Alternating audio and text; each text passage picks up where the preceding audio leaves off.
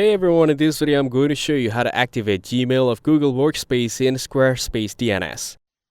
First, log into your Google admin console, go to Domains, add your Squarespace domain, and begin the domain verification process. Now open your Squarespace account, go to Domain Settings, select your domain, and add the Google Workspace MX record present in DNS. Wait for DNS changes to propagate up to 48 hours, then turn to Google Admin and click Activate Gmail once MX records are detected. Then add a SPF TXT record in Squarespace DNS with the value v equal SPF1 include :_SPF.google.com, all to authorize Gmail sending.